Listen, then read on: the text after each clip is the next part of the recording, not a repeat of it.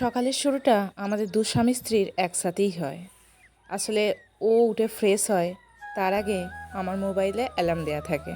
আসলে দুটো মোবাইলেই অ্যালার্ম দেওয়া থাকে, কোনটা কখন মিস করে যায় বা শুনতে না পায়, সেই কারণে যেহেতু কাজের দেরি হবে তো সেই রিস্কটা নিতে চায় না। তো তারপর থেকে তোমাদের দাদাভাই উঠে ফ্রেশ হয়ে চলে যায় নিজের কাজে।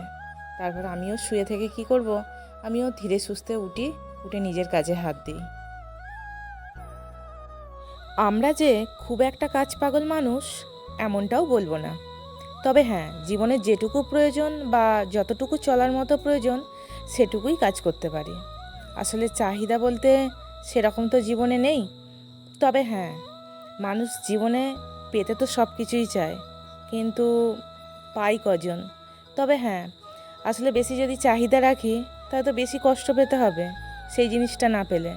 সেই জন্য চাহিদাটা মোটামুটি হাতের নাগালের মধ্যেই রাখার চেষ্টা করি। জীবনে বেশি চাহিদা বা আকাঙ্ক্ষা হয়তো রাখতে পারিনি বলেই এত পিছিয়ে পড়া মানুষের মধ্যে আমি পড়ি। সেই জন্যই হয়তো সবাইয়ের সঙ্গে মিলেমিশে থাকতে পারি না। হয়তো আমার লেভেলটাও নেই তাদের সঙ্গে মেশার। তবে হ্যাঁ, পরকে দোষ দিয়েও তো লাভ নেই। আসলে নিজের জায়গাটাও তো করতে পারিনি যে তাদের সাথে আমি চলতে পারবো। আমি যে পরিস্থিতিতে বসবাস করি বা যে পরিস্থিতির মধ্যে দিয়ে আমি চলি, এই মুহূর্তে আমি যদি আমারই নিজের লোকেদের সঙ্গে যদি মিশতে যাই না, তাহলে তাদের কাছে সত্যিই আমি দয়া প্রার্থী হব। তোমাদের দাদাভাই যখন চলে গেল তখনই উঠে পড়লাম। আসলে কাজ করতে লেটও তো হয়, তো সেই কারণে আর আমার ঘুমটাও ভেঙে গিয়েছিল। তো কাজ প্রায় হয়েই এলো। তো চলো ব্লগটা কন্টিনিউ দেখতে থাকো। সত্যি আমার নিজেকেও না মাঝে মাঝে এত ধিক্কার জানাতে ইচ্ছা করে, এই পরিস্থিতিতে দাঁড়িয়ে আমি কেন পরের উপর পিত্তেস করি কি জানি।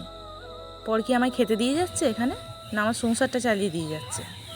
একদম পুরো পাগল একটা মানুষ আমি, সত্যি। তো কাজকর্ম তো সারা হয়ে গেছে। তারপর এই যে কাঁকড়াগুলো সব বালতির মধ্যে রেখেছিলাম, তো সেটা নিয়েই আমি ছাদে চলে এসেছি। আর দুজন বাচ্চা পড়তে এসেছে, একজন ক্যামেরার পিছনে আছে আর এই যে একজন আমার সামনে বসে পড়েছে, বলছে ম্যাডাম দেখবো দেখবো। তো আমি ওকে জিজ্ঞাসা করছি যে তুই কাঁকড়া ধরতে পারিস? তো ও বলছে হ্যাঁ ম্যাডাম আমি পারি। তো ধরতে গেছে, ওর হাতে কুটুস করে কামড়ে দিয়েছে। তো যাকগে, আমি ওকে বারণ করছি তোকে হাত দেওয়ার দরকার নেই। তো এই যে আমি যে কীভাবে কাঁকড়াটা বাছবো সেটাই নিয়ে আমি চিন্তায় পড়ে গেছিলাম। তারপরে এই একটা পাটকাঠি পেয়েছি, তো সেটা দিয়ে ধরে ধরে যা হোক করে আর কি বাছছি। আসলে ভয় লাগে জানো তো। আর সত্যি আমার হাতে কামড়েও দিয়েছিল, ওই দাঁড়গুলো এত শক্ত, হাতটা পুরো ফুটো করে দিয়েছিল।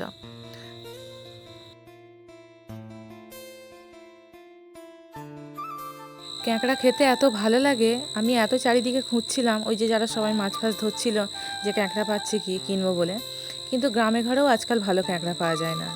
তো আমার এই যে স্টুডেন্ট সেই আমার খবর দিয়েছিল যে একজন কাঁকড়া বিক্রি করে, আর সেই ওই ছেলেটাকে পাঠিয়েছিল কাঁকড়া বিক্রি করার জন্য। তো তার কাছ থেকে আমি কিনেছি। তো পাওয়া যেহেতু যায় না, সেই জন্য বেশি দাম দিয়েও কাঁকড়াটা কিনেছি। কারণ বহু বছর, বলবো যে অনেক অনেক দিন, হ্যাঁ বছর তো বটেই, কাঁকড়াই খাওয়া হয়নি। তো কাঁকড়া ট্যাঁকড়া বেছে ওদেরকে পরিয়ে এই যে চান টান করে আমি এখানে কাপড় জামাগুলো শুকুর দিতে এসেছি।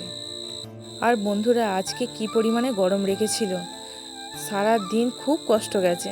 তো জামা কাপড়গুলো সকালে দিয়েছিলাম, এখন শুকিয়ে পুরো কটকটে হয়ে গেছে। তো সেইগুলোই দড়ির মধ্যে টাঙিয়ে দিলাম, আর যে জামা কাপড়গুলো কেচেছিলাম সেইগুলো এখানে টাঙিয়ে দিই। তো পা পাতা যাচ্ছে না ছাদের উপর, এত রোদ গরম।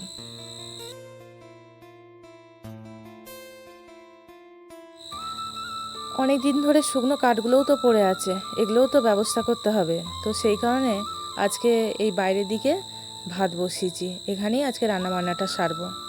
আর প্রচুর কষ্টও হয়েছে জানো, এই রোদে তাতে আর এইরকম আগুনের মধ্যে বসে থেকে। তারপর এই যে তোমাদের দাদাভাই কিছু দোকানপাতি কিছু ছিল না, তো সেই রকমই মুড়ি টুড়ি এটা ওটা যা সংসারের কিনে নিয়ে আসলো। তারপর এই যে শশা দিয়ে মুড়ি মেখে খেলাম। এদিকে তরকারিটা বসিয়ে দিয়েছি। আজকে রান্না বলতে ডাল আলু করেছি, আর ওই যে কাঁকড়ার ঝাল। পছন্দের মানুষ তো আমি কোনোদিনই হতে পারিনি, না ঘরের লোকের কাছে না বাইরের লোকের কাছে। হয়তো তাদের যোগ্য আমি কোনোদিনই ছিলাম না। তবে হ্যাঁ, পরিবেশ পরিস্থিতি আমার যাই হোক না কেন, আমার জীবনযাত্রা যেমনই হোক না কেন, কেউ আমায় মেনে নিল কি না নিল, হ্যাঁ, দুঃখ অভিমান না করে আমার এটাই ভাবা উচিত সেটা তাদের ব্যক্তিগত ব্যাপার। আর আমি যদি যেচে তাদের কাছে সঙ্গ নিতে চাই, তাহলে সেটা আমার কাছে লজ্জাজনক এবং সবথেকে বড় কথা অপমানজনক ব্যাপার হবে। আর আমি আমার নিজের জীবনে যথেষ্ট যথেষ্ট খুশি আছি। তো বন্ধুরা, আমার এই মাত্র কাজ কমপ্লিট হলো, আর দেখতেই পাচ্ছ পুরো আমি ঘেমে চান করে যাচ্ছি। তো চলো ফ্রেশ হয়ে তোমাদের সামনে আসছি, কেননা ঘড়িতে এখন 3টে বাজছে, 4টে বাচ্চারা করতে আসবে। এই যে ফ্রেশ হয়ে চলে এলাম, ফ্যানের তলায় একটু বসে আছি। চান টান করে চুলটাও আজকে ছাড়তে পারিনি, ওই জন্য এই মাত্র চুলটা ছাড়লাম, পুরো ভিজে চুল আমার। তারপর বাচ্চারা পড়তে এসছে, ওদেরকে পড়িয়ে ফেললাম। আজকাল না বেলাটা অনেক ছোট হয়ে গেছে, তো সেই কারণে ওদের পড়াতে পড়াতে সন্ধে হয়ে যায়। আর দুপুরবেলায় যে জামা কাপড়গুলো কেচে শুকোতে দিয়েছিলাম সেগুলো তো শুকিয়ে গেছে, কিন্তু ওই যে সন্ধে নেমে এসেছে, আর ওদেরকে পড়াতে বসালেও না ওটা যায় না। তো এই যে জামা কাপড়গুলো তুলে রাখছি। তো চলো বন্ধুরা, আজকের ব্লগ এটুকুই। তোমরা সবাই ভালো থেকো, সুস্থ থেকো এবং আমার পাশে থেকো। দেখা হচ্ছে নেক্সট ব্লগে।